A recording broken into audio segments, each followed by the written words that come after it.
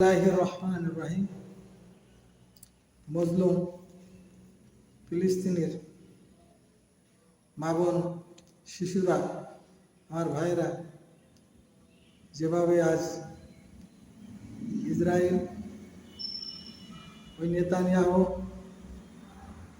দের দ্বারা নির্যাতিত হচ্ছে, নিঃশেষিত হচ্ছে, লাঞ্ছিত হচ্ছে, ধর্ষিত হচ্ছে, অনাহারে হাজার হাজার শিশুরা মারা যাচ্ছে। আম জনতাকে, অসংখ্য আম জনতাকে সেখানে ওই ইসরায়েল সেনাবাহিনী নির্মমভাবে হত্যা করছে। কিন্তু বড় পরিতাপের বিষয়, আজ মুসলমান রাষ্ট্রগুলো কিভাবে চোখ বুজে আছে, তারা দেখেও না দেখার ভান করছে। এই জন্য মনে খুব কষ্ট, কারণ মুসলমান হিসাবে আমি বলতে চাই, কোনো মুসলমানই এই নির্যাতন নিপীড়ন সহ্য করতে পারে না। আজ তারা বছরের পর বছর বাড়িঘর ত্যাগ করে, তাদের বাড়িঘরকে ধ্বংস করে দেওয়া হয়েছে। তারা রাস্তায় দিন কাটাচ্ছে, তারা অনাহারে মরছে। তাদের কোনো সহযোগিতাও আজ মুসলমান রাষ্ট্রগুলো করছে না। ইসরায়েল নাসারা, ওই বেদিনেরা, ওই ইহুদেরা তাদের খাদ্য পর্যন্ত বন্ধ করে দিচ্ছে। খাদ্যের যাওয়ার জন্য তাদের রাস্তা বন্ধ করে রেখেছে। হাজার হাজার শিশুরা অনাহারে মরছে। এটা খুবই পরিতাপের বিষয়। মুসলমানদের জন্য এক কলঙ্ক ইতিহাস যে তারা এভাবে চুপ করে নাকে তেল দিয়ে ঘুমাচ্ছে। আর এই মুসলমানের প্রতি তাদের যদি সত্যি সত্যি দরদ থাকতো, তাহলে আজ এই 2 বছর 2.5 বছর ধরে এই মুসলমানের দেশ ফিলিস্তিনি রাষ্ট্রের মুসলমান মা বোন শিশুরা এত হত্যা হতো না, এত না খেয়ে মরতো না, এত নির্যাতিত হতো না। আজ এই বিষয় নিয়ে আমি আমার এই গানটা রচনা করেছি। আপনারা গানটি শুনুন। ফিলিস্তিনের দশা দেখা দুঃখে বুক ভাইসা যায়,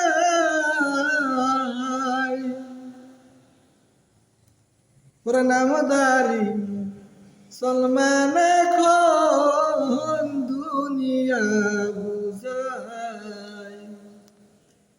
ফিলিস্তিনির দশা দেখা দুঃখে বুক ভাসা যায়,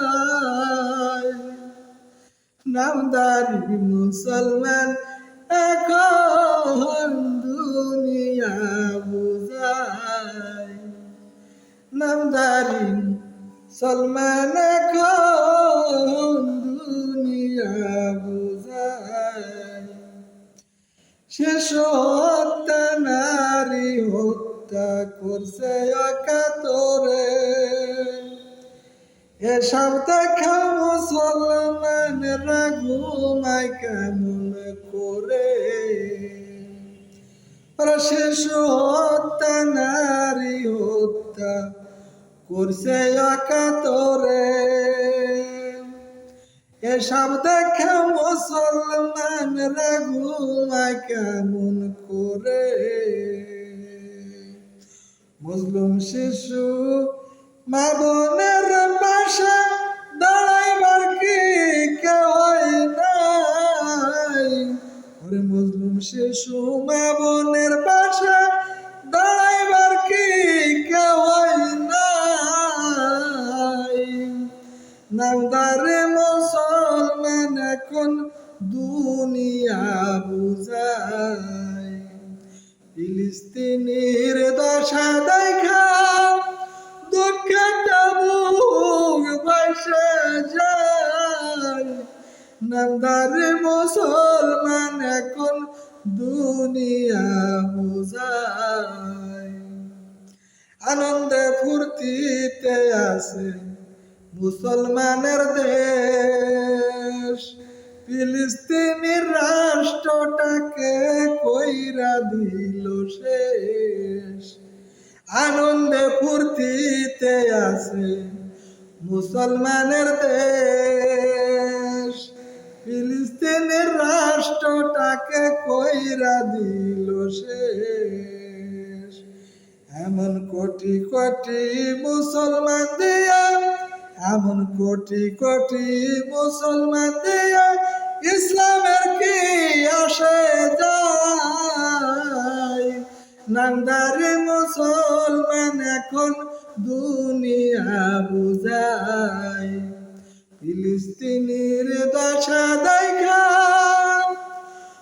দুঃখেতে বুক বাইসা যায়।